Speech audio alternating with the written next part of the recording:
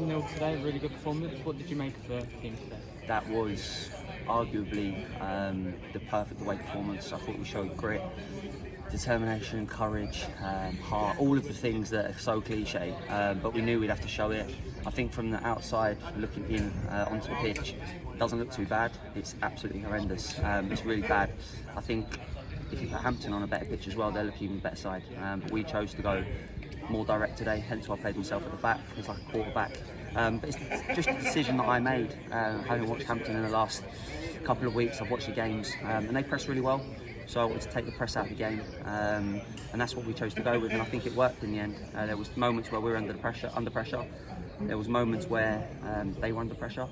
So yeah, it could have gone either way, but I knew the first goal in this game was going to be important because it's really difficult to show moments of quality on the pitch at times. So the boys rode it out for the last 15 minutes incredibly well, and yeah, if we're going to have a chance of staying up the season, they're the types of performances that will give us a chance to do that. Francis Marty with the winning goal today. He's had really good performances recent weeks. What have you made of him recently? He's been brilliant. He's been really, really good. He's conducted himself brilliantly, really professional. He's looked lively in all the games he's played, probably apart from today. And then all of a sudden, that's why you've got Francis Marty in the team. He can pop up with a moment of magic, power and pace, and a good finish. And I suppose that's what you pay for, and that's why we went and got him on loan. He didn't get involved in the game. He was frustrated at half time, couldn't really get into the rhythm of it. But listen, he's in there now and he's happy as anything. So it's like I say, it just takes one moment to change a game, and luckily his quality done that for us today. I wanted to ask you about Dobson and Goddard. They look like they're playing opposite sides of the pitch today. Yeah, so we played Dobbo on the right to sort of cut in to allow Josh to go on the outside. And then Francis likes to drift wide, so we thought we could play Johnny inside the pitch. So there is thought process behind it. Me, Tugs and Yella drive ourselves mad. We picked the team 3 or 4 times and then just had a brainwave on Thursday night. I thought, you know what, Dobbo away from home is good in the air, gives him an opportunity to get some minutes and some fitness.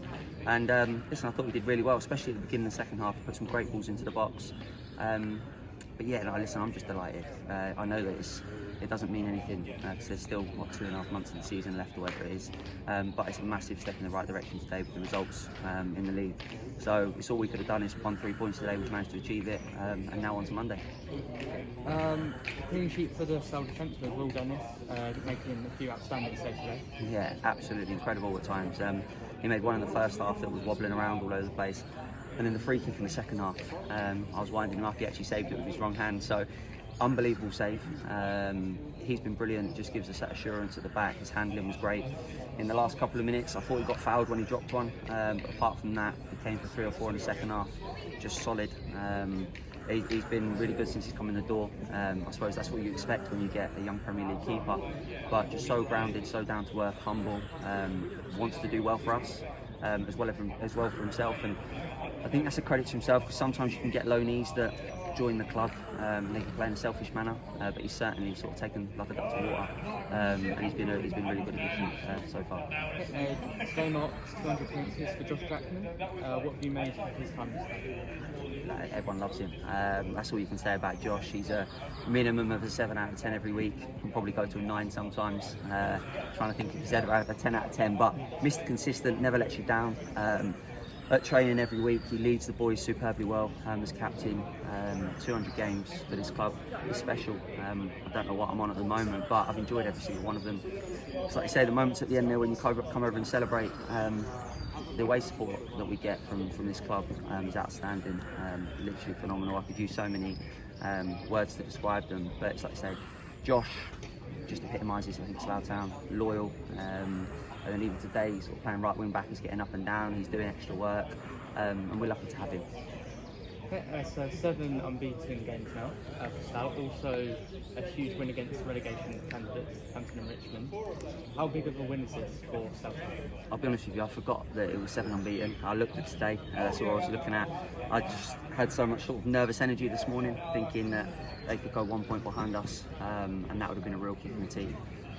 We would have taken a point, but to get 3 is incredible.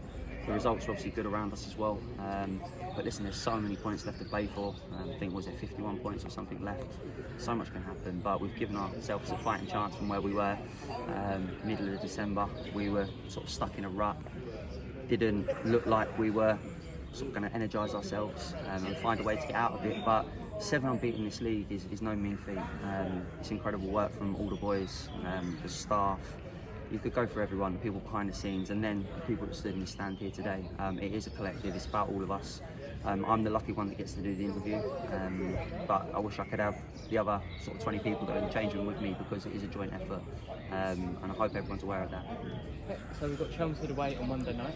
It's been a few times before I've said that to you. What are you expecting from Chelmsford, and what can you take from today's game into next? I don't think it'll be too dissimilar. I think the pitch there will be okay. It won't be great. They'll be physical, they'll be strong. It's a tight pitch. I played there for a year myself before I joined Slough, and I know that they're sort of big, horrible side. They can do both. They can play football, they can put it in the box. So we're going to have to be ready to recover. We're going to have to be ready to go again.